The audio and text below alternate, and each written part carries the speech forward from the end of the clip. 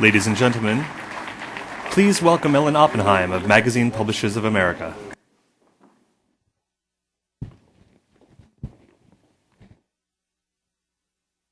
Thank you, Anne, for your vision of what magazines are about and reminding us about readership and engagement and all those great things that magazines do. And thanks to everyone at Time Inc. for having us here today. We appreciate that. When you look at the room, you have to look all the way to the back. If you guys want to bring your chairs forward, feel free. It's great to see such a full room. It means that everybody here today is engaged in magazines, and we are thrilled to see that. As you know, this is the second day of the Innovation Summit, and I want to tell you that innovation is in at magazines. Notice the word "in" for innovation in our title. Very impressive and important. How impressive is it? MPA's Information Center compiles the list of digital initiatives that our industry puts forth each year. These are the ones that our members submit to us. So it's not the full set, but the trends are important. And I asked them, how's it changed since 3 years ago? I was very impressed, and I think you will be too. The number of 254 is 3 times the number from January through September that it was a year ago. That's how important innovation is in our industry. And the nature of those innovations has changed as well. 3 years ago, we were looking at Web 2.0. Look at what we're looking at now. Our members are working with Hulu, Twitter, Facebook, iPhone, YouTube. It's a whole different ballgame, and we'll be hearing a lot about that today. Very, very exciting.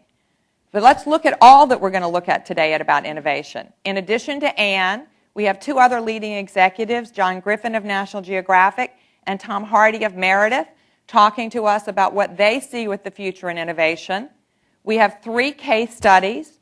We have Lauren Weiner of Meredith, Jamie Pallo of Condé Nast, and Sally Preston of Omnimedia talking to us about social media, mobile, and consumer experiences, all things magazines are actively involved in. And we have 3 panels. Marianne Beckedahl will lead a panel on accountability. Dom Rossi will lead a panel on selling magazines, and Michael Clinton will lead a panel on creative. And then because it's such a full day and there's so much to hear, Wayne Powers of Time Inc. will come back on at the end and try to help you capture the day in a few sound bites. But before we get into the next panel, which is on accountability, I want to talk to you about the latest accountability study that MPA has found. You know we only use independent data, right? And we've worked with 2 companies, Dynamic Logic and Marketing Evolution, over the years. The latest aggregation of client commission studies. That means MPA cannot touch the data. That aggregation was made available to us at the end of last week, and we were able to do a fast turnaround and publish something. And the leave behind, by the way, is going to be available for you. I've got a copy here. Available for you outside today. I really encourage you to pick it up.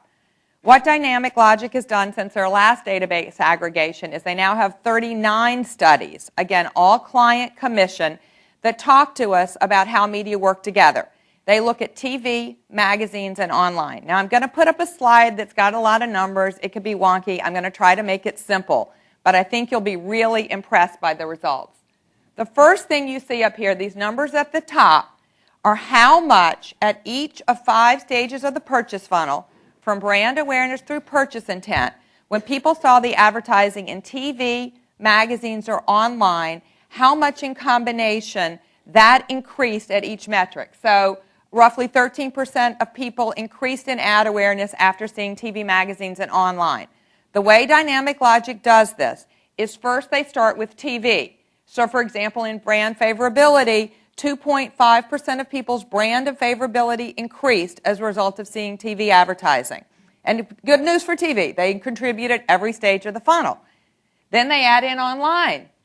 Also good news, every stage of the funnel they contribute. We have the hardest job. After they've already done it, they then add magazines on top of that. And guess what the numbers look like? Pretty impressive, and now you have the percents. Along with online, lead in brand awareness.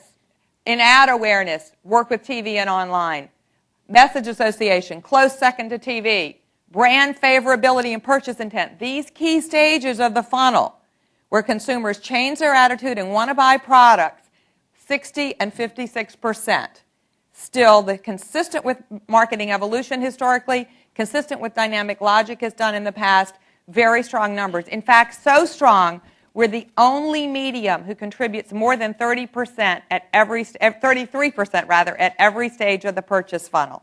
So when you think about a client who's thinking about reducing or cutting their magazine budgets, why would you cut the medium that adds the most, not only throughout the funnel, but at the key stages of purchase intent and brand favorability?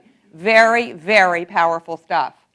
In addition, dynamic logic has done more. There's not time today. I'm not going to take you through it all, but the story holds true for packaged goods and for non-packaged goods. The first time dynamic logic has been able, because of the size of their database, to give us both. And that's not all. For the first time ever, dynamic logic gave us information on ROI to match what we got from Marketing Evolution last year. The question for us was it going to be as powerful as what we saw from Marketing Evolution?